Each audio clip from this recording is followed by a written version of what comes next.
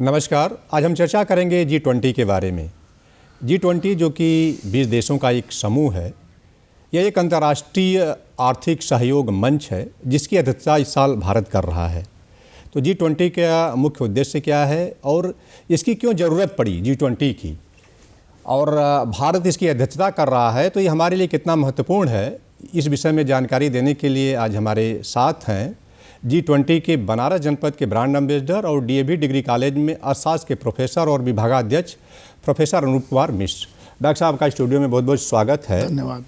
G20 को लेकर के इस समय देश में काफ़ी चर्चा हो रही है, तो बेसिकली ये G20 की स्थापना किन उद्देश्यों से हुआ है और भारत इसकी अध्यक्षता कर रहा है तो हमारे लिए कितना महत्वपूर्ण है? देखिए, भारत के संदर्भ में तो ये पूरा G20 की अध्यक्षता मिलना बेहद ही महत्वपूर्ण हम कह सकते हैं, क्योंकि आप जानते हैं कि पूरे विश्व में जब इस तरह की संस्थाएं बनती है तो विकसित और विकासशील देशों में दुनिया बंट जाती है और वहाँ पर असमानता और हैव और हैव नॉट्स के बीच में दूरी बढ़ने से इस पूरे के पूरे ब्रह्मांड में या अर्थ पर कहें तो लोग अपने प्रॉपर्टी राइट समझने लगते हैं। ऐसे में क्या होता है कि असमानता जब बढ़ती है तो समूह में कुछ लोग मजबूत रहते हैं और कुछ लोग वीक हो जाते हैं। ऐसे में आपको ध्यान होगा कि 99 में दुनिया पर संकट है, वित्तीय संकट आया पूरा, खास करके एशिया में। हाँ, उसका पूरा प्रभाव एशिया पर पड़ा। तो जब दुनिया पर संकट पड़ता है, विकसित देश पर जब संकट पड़ता है तब उन्हें याद आते हैं विकासशील देश। ऐसे 1999 में जब वित्तीय संकट के बीच में फाइनेंशियल क्राइसिस होता है तब मध्यम वर्ग के, पहले मध्यम वर्ग उसमें नहीं थे, मध्यम आय वाले लोग नहीं थे, विकासशील देश नहीं थे, तब दुनिया को लगा कि हमारे वित्तीय संकट को पार पाने में ऐसे देशों की मदद हमारे लिए जरूरी है। उस संकट में इसका गठन होता है। जब वो गठन होता है तो G20 एक, आप जानते हैं कि एक ऐसे मॉडल पर चलता है जहां पर विकसित देश और मध्यम आय वाले विकासशील देशों का एक समूह बन गया। लेकिन भारत का महत्व यह है कि भारत ही एकमात्र ऐसा देश है इस वक्त जो कि कोविड काल के बाद अपनी अर्थव्यवस्था को बेहतर मैनेजमेंट ढंग से जब दुनिया के सामने निकाल कर लाती है और सबसे तेजी से बढ़ती हुई अर्थव्यवस्था के रूप में प्रदर्शित करती है। ऐसे में पूरी दुनिया की निगाह भारत पर भी है, भारत के जनसांख्यिकी परिवर्तन पर है। जब हमारे यहाँ यूथ स्किल्ड हो रहे हैं, यूथ जॉब के लिए आगे बढ़ रहे हैं, ऐसे में भारत का अध्यक्ष बनना समझ लीजिए पूरी दुनिया के लिए एक बहुत शुभ संदेश भी हम मान सकते हैं। तो उद्देश्य तो साफ है, संकट में ग्रुप बनता है, उस ग्रुप में लोग अपनी अर्थव्यवस्था को सुधार के लिए अपनी सामाजिक व्यवस्था, अपने पॉलिटिकल व्यवस्था को एक रूप देते हुए आगे बढ़ने की कोशिश करते हैं। ये चलता रहता है। लेकिन मैं आपको बता दूं इसी प्रश्न का एक उत्तर देते हुए कि वर्तमान में भारत का G20 अध्यक्ष बनना क्यों सुखद है और क्यों अपने आप में अलग है। पहली बार ऐसा हो रहा है कि G20 का अध्यक्षता भारत इंडोनेशिया से लेता है, जो विकासशील और मध्यम आय वाला देश है, और आने वाला जो अध्यक्ष होगा वो भी ब्राज़ील है, विकासशील है। तो ट्राइको सिस्टम में ये अध्यक्षता चलता है।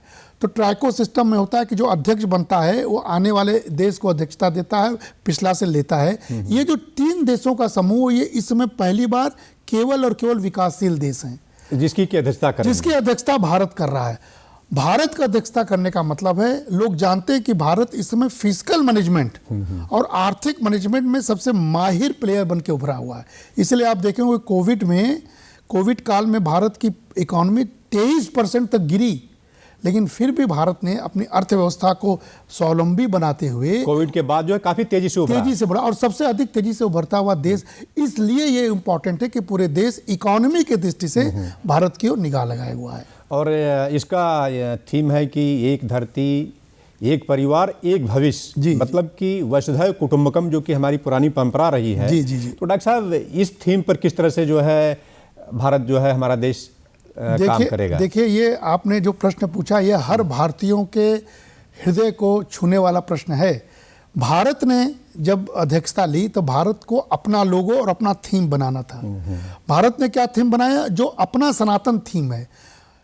पूरी दुनिया विकास की होड़ में क्लाइमेट को चेंज कर डाली, पर्यावरण को प्रदूषित कर डाली, और सबसे अधिक रिच होने के चक्कर में उसने विकासशील देशों की अनदेखी की। क्लाइमेट चेंज होने का आप भी जानते हैं कि सबसे अधिक प्रभाव हमारे गरीब किसानों पर पड़ता है, खेती पर पड़ता है और हेल्थ पर पड़ता है। तो गरीब देशों का ये जो परिणाम हुआ वो सिर्फ आपकी वजह से हुआ। ऐसे में भारत ने थीम दिया कि भारत ऐसा देश है जो प्राचीन काल से अपने पर्यावरण को, अपने व्यवहार को, अपने अर्थव्यवस्था को बचाए रखने वाला देश है। इसलिए उसने सबको एक साथ लेकर चलने वाला। इसलिए उसने कहा कि कभी भी भारत समूह में नहीं बांटने वाला ग्रुप बनाता है, बल्कि कहता है वसुधैव कुटुंबकम, यानी there should be one earth, one family, one future, यानी पूरा ग्लोब एक है। आप पर्यावरण को प्रदूषित करेंगे तो उसका असर हमारे ऊपर भी पड़ेगा। आप कोई विकास करते हैं R&D के माध्यम से तो उसका हमें भी फल मिलना चाहिए। क्यों?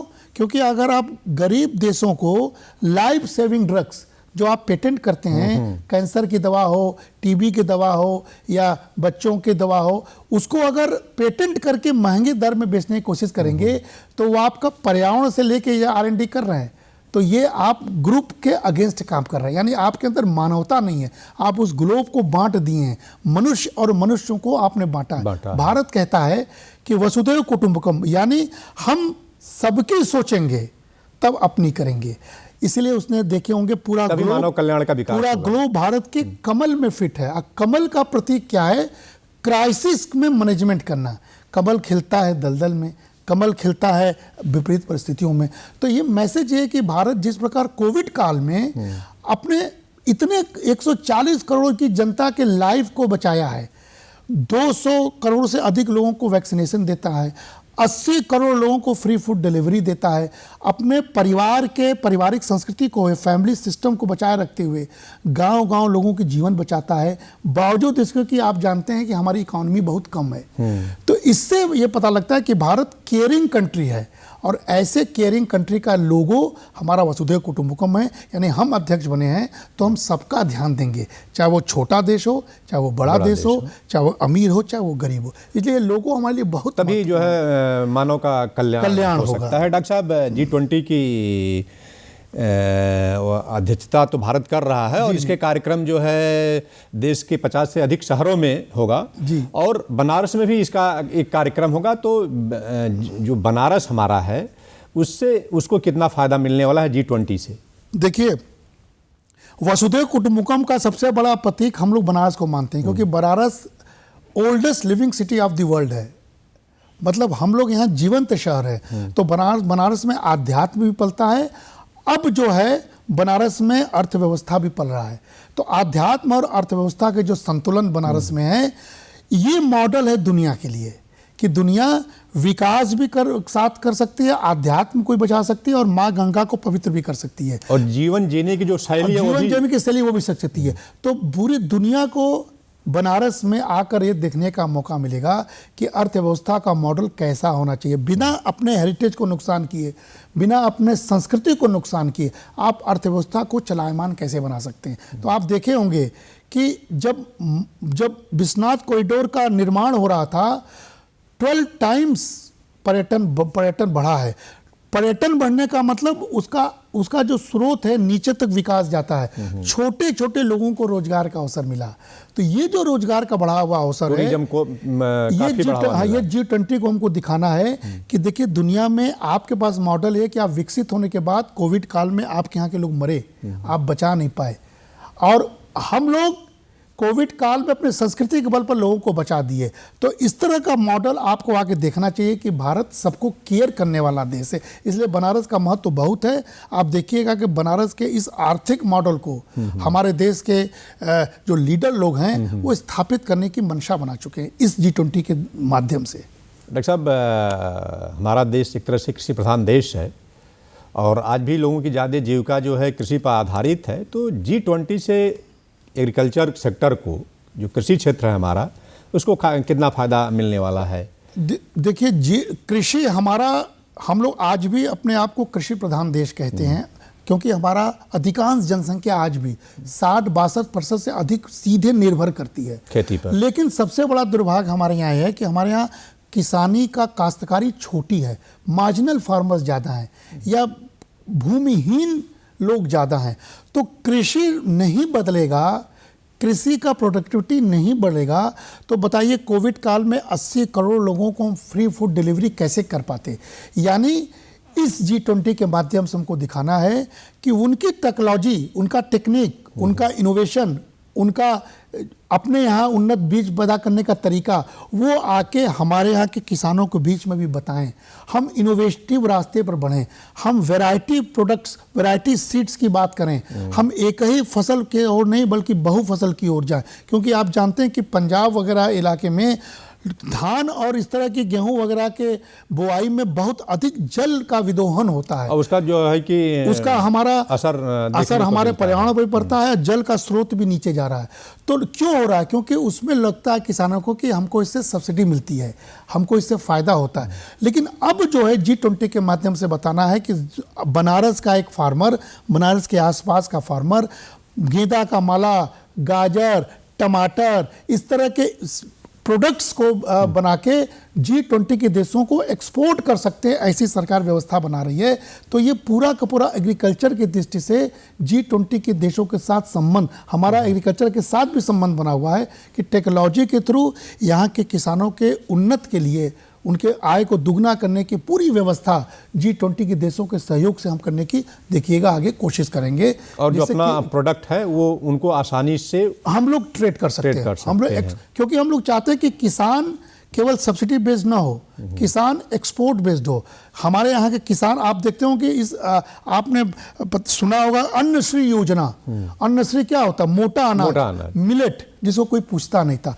उस मिलेट को हेल्थ का इंडिकेटर हमारे देश का नेतृत्व बना देता है।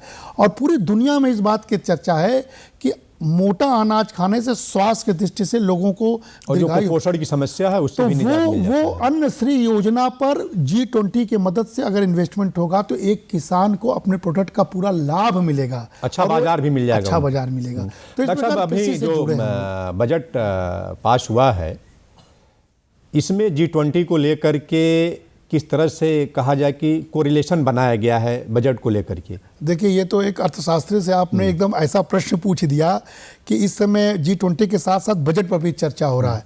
आप देखे होंगे कि आखिरी बजट है ये, जिसको कि लोग चुनावी बजट मानते थे।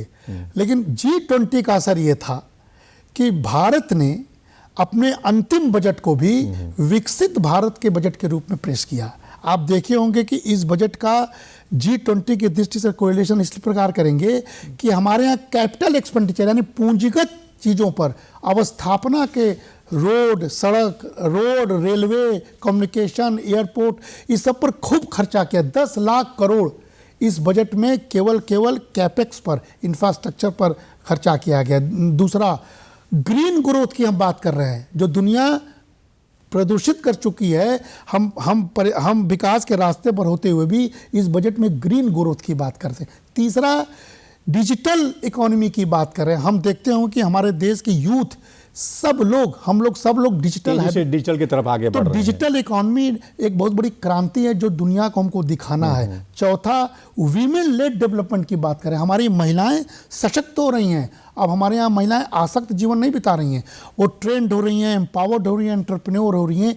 ये सब दृष्टि बजट में दिखाया गया है। और इसीलिए हम कह सकते हैं कि ये बजट एक तरफ विकसित भारत के बजट का परिलक्षण G20 के लिए है, और दूसरी तरफ कल्याण के दृष्टि से जो वसुधैव कुटुंबकम हमारा लोगो है, उस दृष्टि से गांव, गरीब, वंचितों सब तक पहुंचाने वाला बजट। मतलब एक तरह से कहा जाए कि G20 का फायदा चाहे वो गरीब तबका हो, अमीर तबका हो, चाहे कम विकसित देश हो या विकसित देश हो या विकासशील देश हैं, सबको एक तरह से इसका फायदा मिलेगा। सबको फायदा मिलेगा। ठीक है डॉक्टर साहब, आप स्टूडियो में आए और G20 के बारे में हमारे दर्शक भाइयों को इतनी अच्छी जानकारी दी। जानकारी देने, बातचीत करने के लिए आपका बहुत बहुत धन्यवाद। नमस्कार। नमस्कार।